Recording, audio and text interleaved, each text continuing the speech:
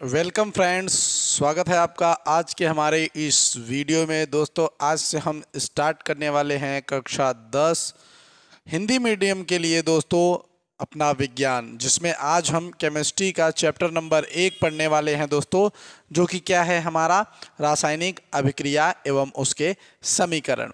जी हाँ दोस्तों, एकदम आराम से लेक्चर बाय लेक्चर हम इसको पढ़ने का प्रयास करेंगे और एक बेहतरीन ढंग से इसको ख़त्म भी करेंगे। साथ ही साथ आप वन शॉट के वीडियो जो है हमारे डिस्क्रिप्शन में लिंक है, वहाँ से आप जाके सारे वन शॉट के वीडियो देख सकते हैं।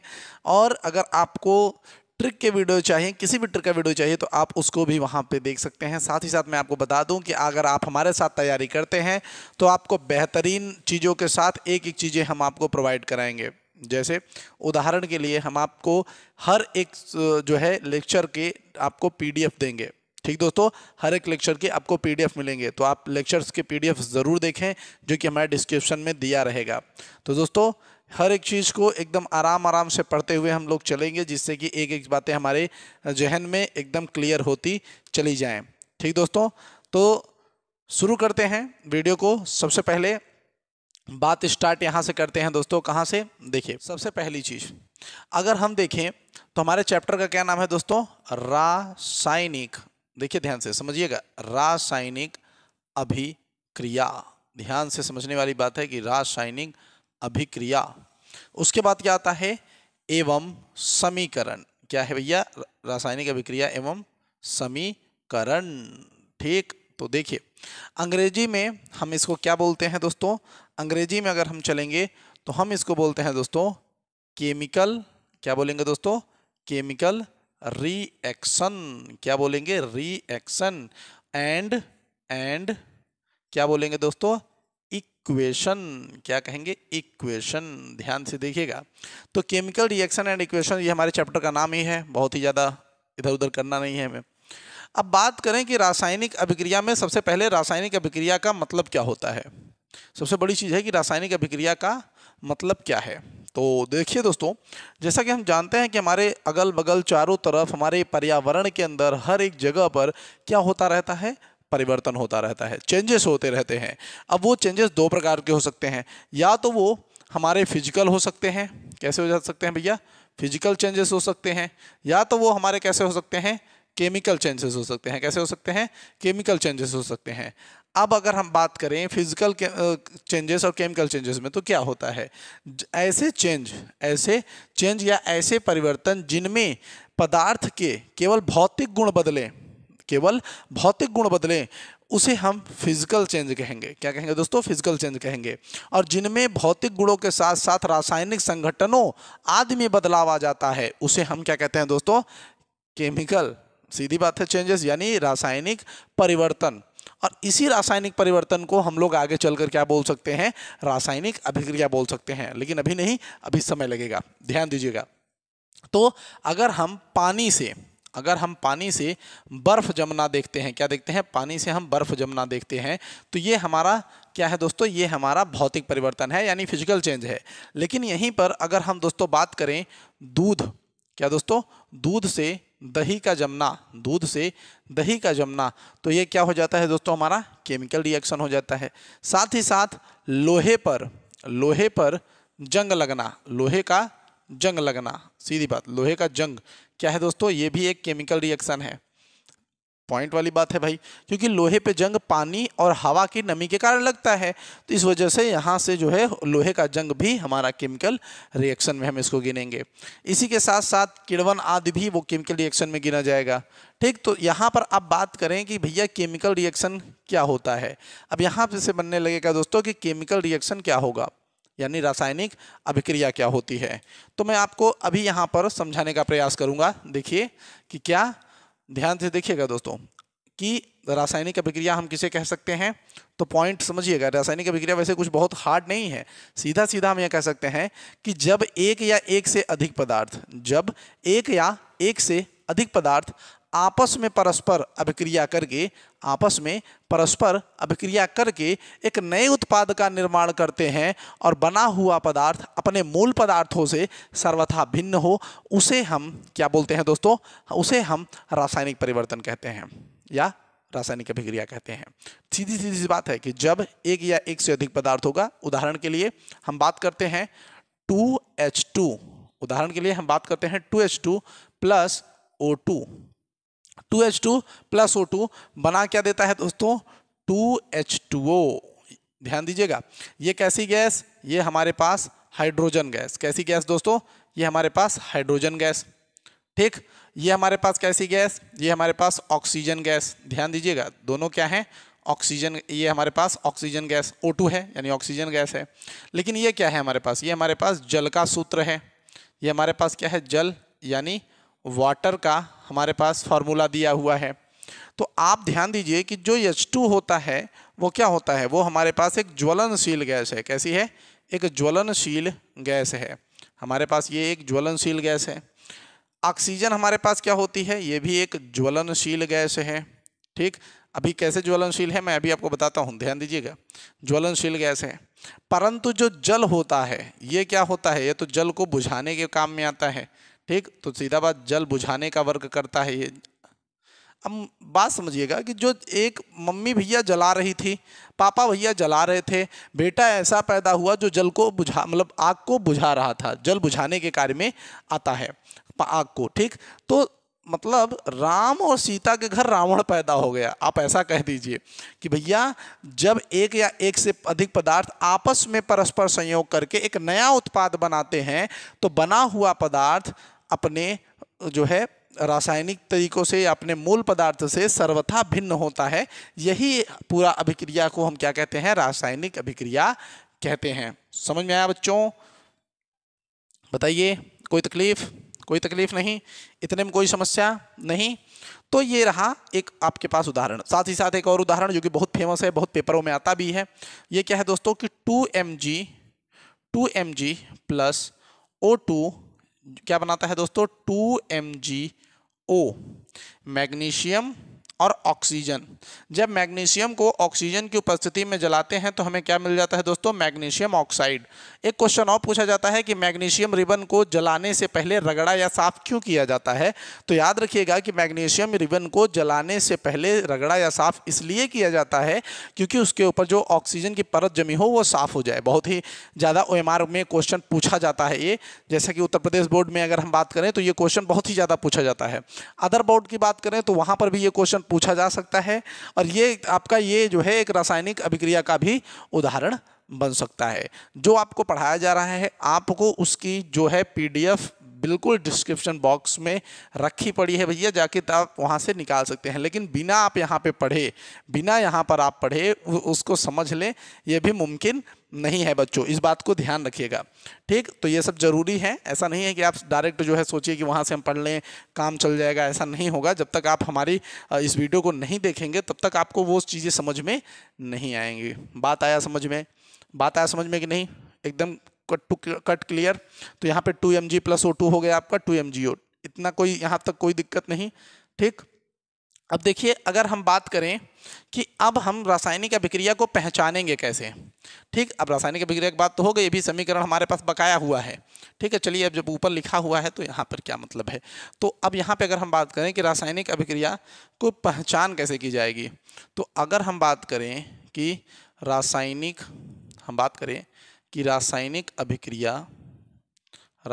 अभिक्रिया की पहचान, तो रासायनिक अभिक्रिया की जो पहचान है उसके बारे में हमें थोड़ी सी यहाँ पे बात कर लेनी चाहिए कि रासायनिक अभिक्रिया को कैसे पहचाना जाएगा।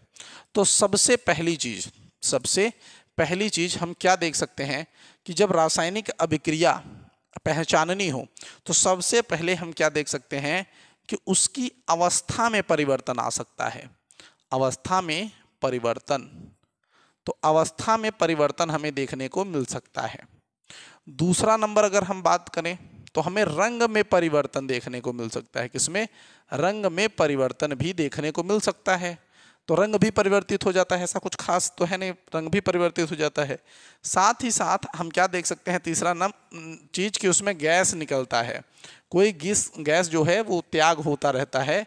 साथ ही साथ चौथा नंबर हम क्या देखते हैं कि उसके ताप में भी परिवर्तन होता है, यानी कोई वस्तु है उसके ताप में भी परिवर्तन हो सकता है। ठीक, ऐसा कोई बात नहीं है। ठीक, उसके ताप में भी परिवर्तन हो सकता है। साथ ही साथ 5वां नंबर, ये बहुत इंपॉर्टेंट है, यहाँ पर आप ध्यान दीजिएगा, अवक्षेप निर्माण, बहुत ही बेहतरीन चीज कि अवक्षेप का भी निर्माण होता है। क्या होता है दोस्तों? अवक्षेप का निर्माण भी होता है। तो जैसे कोई अभिक्रिया अगर होती रहेगी तो वहाँ पर हम देख सकते हैं कि अवस्था का परिवर्तन भी होता है, रंग में परिवर्तन होता है, गैस निकलती है, ताप में परिवर्तन होता है, अवक्षेप निर्माण भी होता है। एक बार फिर से ध्यान दीजिएगा कि रासायनिक अभिक्रिया की पहचान हम किन तत्वों के आधार पर करेंगे कि भैया अवस्था में परिवर्तन होता रहेगा, रंग में परिवर्तन होता रहेगा, गैस निकलती रहेगी, साथ ही साथ ताप में परिवर्तन होगा और अवक्षेप निर्माण होता रहेगा। एकदम क्लियर, एकदम क्लियर, कोई समस्या कोई परेशानी नहीं, इतना बेहतरीन था। अब आता है दोस्तों कि रासायनिक अभिक्रिया के आगे आप क्या पढ़ेंगे दोस्तों? अब आ जाएगा कि रासायनिक समीकरण क्या होता है। तो चलिए देखते हैं रासायनिक अभिक्रिया के आगे हम लोग रासायनिक समीकरण को किस आधार पर किस तरीके से अब इसको लेंगे कि रासायनिक समीकरण क्या होता है। तो अगर हम बात करें दोस्तों, क्या केमिकल इक्वेशन या रासायनिक समीकरण के ऊपर कि रासायनिक समीकरण क्या होता है। देखिए, तो मैं आपको बताता हूं, यहां से आपको लॉजिक पकड़ना है और कुछ नहीं। जैसे मान लीजिए एक कोई इंडिया का वैज्ञानिक है, सपोज दैट कोई एक इंडिया का वैज्ञानिक है और वो अपनी भाषा को पढ़ा हुआ है, वो अपनी भाषा को पढ़ा हुआ है, अर्थात हम इंडिया की बात कर रहे हैं तो मान लीजिए कि वो हिंदी भाषा या हिंदी भाषी है। अब हम लोग हिंदी भाषी हैं तो हम लोग हिंदी भाषी पकड़ लेते हैं, कोई बंगला भाषा से होता तो बंगला भाषा पकड़ लेता, हम लोग हिंदी भाषा पकड़ते हैं। हम मान लेते हैं कि कोई हिंदी पढ़ा हुआ व्यक्ति है। अब वो पहुंचा और वो बोला कि भैया हाइड्रोजन, वो कहा हाइड्रोजन प्लस ऑक्सीजन, वो कहता हाइड्रोजन प्लस ऑक्सीजन मिल के बना देता है जल। क्या बना देता है? जल। तो ये इंडिया का था। उसके बाद अगर हम किसी दूसरे देश से लाते, मान लीजिए यूएसए से लाते, किसी को अमेरिका से लाते, तो उस ससुरा क्या पढ़ता? वो पढ़ता हाइड्रोजन प्लस ऑक्सीजन। अब देखिए यही होता ऑक्सीजन, और वो क्या कहता है रिएक्टेंट मार्क लगा के कि क्या बनता? वाटर बनता। क्या बनता? वाटर बनता। उसके हिसाब से हाइड्रोजन और ऑक्सीजन दोनों को ऐड करने पर हम क्या बना सकते थे? वाटर बना सकते थे। लेकिन वो कहाँ का है? यूएसए का है, तो उसे क्या आती है? इंग्लिश आती है। यही चीज़ समझिएगा, यहाँ पर यही चीज़ मेन है कि इंडियन को हिंदी आ रही थी, यूएसए वाले को इंग्लिश आती। इस तरीके से अगर कोई वैज्ञानिक मान लो कोई किसी भाषा को नहीं जानता तो उसके आधार पर उसका थोड़ा सा पढ़ना मुश्किल हो जाता। इन्हीं सब तत्वों को बाद में देखते हुए क्या किया गया कि इन सब लोगों को कुछ चिन्ह दे दिया गया, कुछ प्रतीक चिन्ह दे दिया गया, उन्हें कुछ सिंबल प्रोवाइड किए गए कि अब आपको इस तरीके से जाना जाएगा, आपको इस तरीके से जाना जाएगा, आपको इस तरीके से जाना जाएगा। तो आप अभी देखिए, अभी आप समझिएगा कि अगर हम देखें कहाँ पर दोस्तों, पेरियोडिक टेबल के अंदर यही चीज़ है। अच्छा चलिए हिंदी में बताते हैं आपको। आवर्त सारणी, क्या दोस्तों? आवर्त सारणी, आवर्त सारणी। तो आवर्त सारणी में जब हम देखते हैं तो वहाँ पे सारे तत्वों को एक सिंबल दे दिया गया है, एक सिंबल दे दिया गया है दोस्तों। ठीक, जैसे हाइड्रोजन के लिए वहाँ पे H का इस्तेमाल किया गया, वहाँ पे H का इस्तेमाल किया गया। ठीक, ऑक्सीजन के लिए वहाँ पे O का इस्तेमाल किया गया। ठीक, जल के लिए उन्होंने जो सूत्र दिया वो था H2O। अब होता क्या है कि हाइड्रोजन आपका द्विपरमाणुक है, हाइड्रोजन आपका क्या है? द्विपरमाणुक है। तो हाइड्रोजन आपका द्विपरमाणुक होता है और ऑक्सीजन भी आपका द्विपरमाणुक होता है, तो इसलिए यहाँ पे H2O2 के साथ आते हैं। अभी द्विपरमाणु क्या होता है आगे की वीडियो में आपको सब कुछ एकदम एक्सप्लेनेशन के तौर पे मिलेगा, एकदम आराम से देखते रहिए। तो अब यहाँ पे क्या होता है दोस्तों, अब यहाँ पर क्या होता है कि जब हम देखते हैं कि भैया यहाँ पे H2 है, यहाँ पे ये 2 है, तो हम इनको बैलेंस करते हैं, जिसे हम क्या कहते हैं? रासायनिक अभिक्रिया का संतुलन। अभी वो जस्ट इसके आगे आपको पढ़ाया जाएगा, बेफिक्र रहिए एकदम आराम से। तो यहाँ पर हम क्या कहते हैं? यहाँ पे 2 लगा के इसको हम बैलेंस करते हैं। ठीक, तो इसको हम बैलेंस करते हैं, तो इसे हम क्या कहते हैं? Chemical balancing. केमिकल रिएक्शन का जो बैलेंसिंग होता है, ठीक, तो केमिकल इक्वेशंस बैलेंसिंग हम इसे कहते हैं। कक्षा 10 में हम हिट एंड ट्रायल मेथड को यहाँ पर पढ़ने का बिल्कुल प्रयास करेंगे। ठीक, तो सबसे पहली चीज हमने क्या देखा कि जो प्रतीकों और चिन्हों के आधार पर जब प्रतीकों और चिन्हों के आधार पर, ध्यान दीजिएगा, किसी भी रासायनिक अभिक्रिया को दर्शाया जाता है, जब प्रतीकों और चिन्हों के आधार पर किसी भी रासायनिक अभिक्रिया को दर्शाया जाता है तो उसे हम क्या कहते हैं? उसे हम रासायनिक समीकरण कहते हैं। क्लियर? कोई समस्या, कोई परेशानी, कोई दिक्कत यहाँ पर नहीं। ठीक, अब देखिए रासायनिक समीकरण लिखने की कुछ विधियाँ हैं, चलिए उनको भी देख लेते हैं कि रासायनिक समीकरण लिखने की विधियाँ क्या क्या हैं। तो जल्दी से हम इरेज करते हैं। चलिए, तो दोस्तों अब देखिए हम किसके बारे में बात करेंगे? हम बात करेंगे कि रासायनिक अभिक्रिया को कैसे लिखा जाता है, यानी रासायनिक समीकरण को कैसे लिखा जाता है। तो सबसे पहले हम बात करेंगे, देखिए रासायनिक समीकरण को लिखते समय सबसे पहली चीज होती है उत्पाद और अभिकारक का स्थान। सबसे बड़ा चीज उत्पाद और अभिकारक का स्थान। ध्यान दीजिएगा क्या मैं बोल रहा हूं कि उत्पाद और अभिकारक का जो स्थान है ये एकदम डिट्टो भाई साहब, ये सबसे मेन चीज है कि उत्पाद और अभिकारक का स्थान आप उचित जगह पे रखिए। जैसे हम मानते हैं कि जैसे मान लिया हमने यहाँ पे लिखा 2H2 + O2, हमने ये लिखा, हमने रिएक्शन करवाया, क्या बना दोस्तों? वो बना 2H2O, कोई दिक्कत नहीं। हमने एक रिएक्शन कराया जिसमें CaOH का whole twice plus CO2 reaction हुआ, बना भैया CaCO3 + H2O, कोई दिक्कत नहीं। हमने एक रिएक्शन कराया जहां पर C + O2 हुआ, वहां पे क्या बना दोस्तों? CO2, कोई दिक्कत नहीं। हमने एक और रिएक्शन कराया जहां पर NaOH का रिएक्शन कराया गया HCl से, तो यहां पर बना दोस्तों NaCl + H2O। अब ध्यान दीजिएगा, ये जो हमने रिएक्शन देखे इतने, इसमें एक भैया खोट है, खोट है। देखिए क्या पे मैं बताता हूं। देखिए जो हमारा ये साइड आपको दिख रहा है, ये वाला जो साइड आपको, पूरा ये वाला साइड आपको जो है दिख रहा है, ये साइड, इस साइड को हम लोग लेफ्ट साइड कहते हैं। क्या कहते हैं? लेफ्ट साइड कहेंगे। और जो लेफ्ट साइड होता है, उस लेफ्ट साइड की तरफ हम किसको रखते हैं दोस्तों? अभिकारक को। किसको दोस्तों? अभिकारक को। यानी जो लोग आपस में अभिक्रिया कर रहे होते हैं उन्हें हम अभिकारक कहते हैं या अभिकर्मक कहते हैं, सीधी सीधी सी बात है। तो उसको हम लेफ्ट साइड में रखते हैं। कहाँ पे रखते हैं दोस्तों? उसको हम लेफ्ट साइड की तरफ रखते हैं। और दाएं वाले साइड को हम लोग उत्पाद कहते हैं। क्या कहते हैं दोस्तों? उत्पाद कहते हैं या प्रोडक्ट का नाम देते हैं। तो ध्यान दीजिएगा कि जब हम लेफ्ट साइड में लिखेंगे तो हम उन तत्वों को लिखेंगे जो अभिक्रिया कर रहे होंगे, उन्हें हम अभिकारक कहेंगे।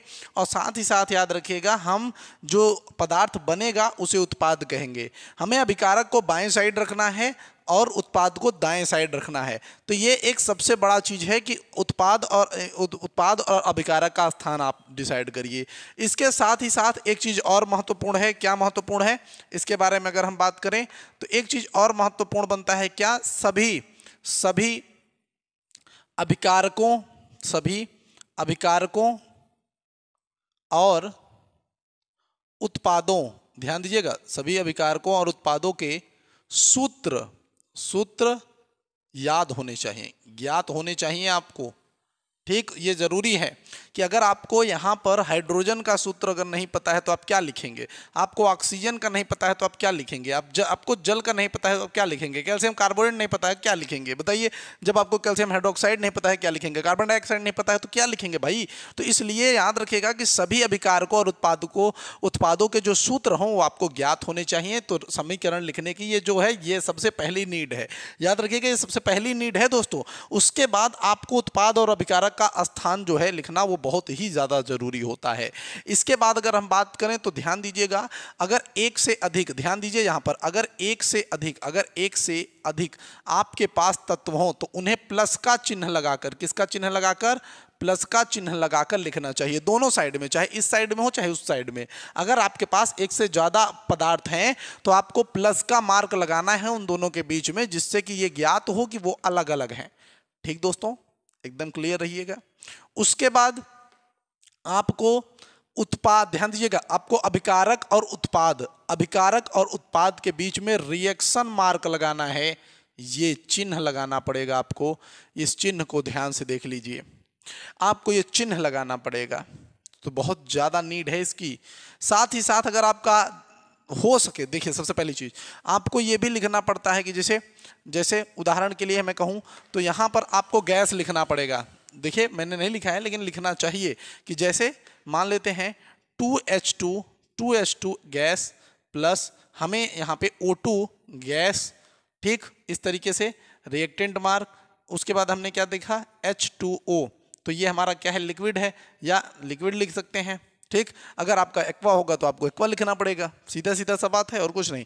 तो ये इस तरीके से भी लिखा जाता है, स्टेट को उसके लिखा जाता है दोस्तों। उसके साथ ही साथ मैं आपको और बता देता हूँ, जैसे मान लेते हैं कहीं पर कोई ऐसा रिएक्शन जहाँ पर उत्क्रमणीय अभिक्रिया हो, जैसे N2 प्लस H2 जहाँ पे उत्क्रमणीय अभिक्रिया हो, जहाँ NH3 बन रहा है, अगर कहीं पर उत्क्रमणीय अभिक्रिया दिख रही है तो वहाँ पर उत्क्रमणीयता का चिन्ह लगेगा। ध्यान दीजिएगा, अगर कहीं पे उत्क्रमणीय चिन्ह दिख रहा होगा मतलब इसका अर्थ है कि दोनों तरफ से अभिक्रिया बराबर हो सकती है, या इसे हम साम्यावस्था का भी नाम देते हैं, ठीक। तो ये भी आपका ज़रूरी है। और सबसे इम्पॉर्टेंट, अगर इसमें कुछ है दोस्तों तो वो आपको कहाँ पे दिख रहा है, मैं बताता हूँ वो आपको कहाँ पे दिख रहा है। वो आपको इस अभिक्रिया में दिख रहा है, जिसे हम क्या कहते हैं, रासायनिक समीकरण का संतुलन। क्या कहते हैं दोस्तों, रासायनिक समीकरण का संतुलन। बच्चों सबसे बड़ी चीज़ यहाँ पर आपको मिलेगी, जो आपका क्या होगा, रासायनिक समीकरण का संतुलन, ठीक दोस्तों। सबसे बड़ी चीज कि आपको रासायनिक समीकरण का संतुलन लिखना होगा। अब मैं बात करूं कि रासायनिक समीकरण का संतुलन आया कहां से। सब बहुत एक अच्छी बात है कि अगर मैं यहां पे हम लोग बात करें कि रासायनिक समीकरण का, देखिए हम पहुंच रहे हैं धीरे धीरे, रासायनिक समीकरण का संतुलन कहां से आया, तो यहाँ से शुरू होता है दोस्तों हमारे एक बहुत ही अच्छी बात है जिसको हम क्या कहते हैं, द्रव्य की अविनाशिता का नियम। अविनाशिता का नियम, ध्यान दीजिएगा। तो जो द्रव्य की अविनाशिता का नियम है, जो द्रव्य की हमारी अविनाशिता का नियम है, ये बहुत ही ज़्यादा मैटर करता है यहाँ पे। तो द्रव्य की अविनाशिता का नियम ही यहाँ पर सब कुछ जो है प्रेफर करता है। तो द्रव्य की अविनाशिता का नियम क्या कहता है, सिखाता है, तो द्रव्य की अविनाशिता का नियम हमें सिखाता है कि किसी रासायनिक अभिक्रिया में ना कोई परमाणु नष्ट होता है और ना कोई निर्मित होता है। उसी के सिद्धांतों के अनुसार हम लोग सीधी सी अपना रासायनिक समीकरण का संतुलन करते हैं, ठीक दोस्तों। अभी आपके सामने मैं कुछ दिखाने वाला हूँ, अभी आप समझ जाएंगे। तो जैसे देखिए इसको करने से पहले आपको कुछ नियमों के बारे में और जानना ज़रूरी होता है। देखिए मैंने अभी वहाँ पे आपको दो चीज़ें छोड़ कर रखी थी। क्या दिया, देखिए सबसे पहली बात एक परमाणुक, ये बहुत ज़रूरी, एक परमाणुक और द्विपरमाणुक, ये अभी के लिए ध्यान रखिएगा। एक परमाणुक और द्विपरमाणुक। एक परमाणुक चीज़ें जैसे हम उदाहरण के तौर पे लिख के दोस्तों, अब एक परमाणु जो है हमारे वो क्या है, sodium, potassium, magnesium, zinc, ferrous और आपका कॉपर। तो इन जैसे लोगों को केवल एक ही परमाणु के साथ अक्सर लिखा जाता है, बैलेंसिंग में अलग हो जाता है, इनके आगे दो और लग जाता है, लेकिन ये एक परमाणु होते हैं। यहीं पे आपको कुछ द्विपरमाणु भी देखने को मिल जाते हैं, जैसे हाइड्रोजन मिल जाता है, नाइट्रोजन मिल जाता है, आयोडीन मिल जाता है, ब्रोमीन मिल जाता है, साथ ही साथ क्लोरीन मिल जाता है, और क्या मिल जाता है दोस्तों, ऑक्सीजन मिल जाता है। तो ये क्या है, ये हमारे सभी द्विपरमाणु हैं, यानी जब इनको रिएक्शन में लिखा जाएगा तो H2 ही लिखा जाएगा, याद रखिएगा, इसे केवल Na लिखा जाएगा। तो ये बहुत ही महत्वपूर्ण चीज़ें हैं, ठीक। ये जरूरी हैं किसके लिए, केमिकल बैलेंसिंग के लिए। तो चलिए आपको, तो दोस्तों आज की वीडियो में बस इतना ही। आगे के वीडियोस के लिए आपको डिस्क्रिप्शन में लिंक दिया है, वहां से आप जाइए और हमारे प्लेलिस्ट को देखिए। दोस्तों हमने वन शॉट के वीडियो भी बना के रखे हैं, तो आपने उसको भी देखना है। साथ ही साथ आपको हिंदी के वीडियोस मिल जाएंगे, सामाजिक विज्ञान के वीडियो मिल जाएंगे, संस्कृत के वीडियो मिल जाएंगे, इंग्लिश के वीडियो मिल जाएंगे। आप ये जान लीजिए सारा का सारा जो है 1 point SVSC math science point, ठीक। तो आप आराम से हमारे वीडियोस को एंजॉय कीजिए। हम मिलेंगे आपसे अगली वीडियो में, तब तक के लिए जय हिंद, जय भारत, धन्यवाद।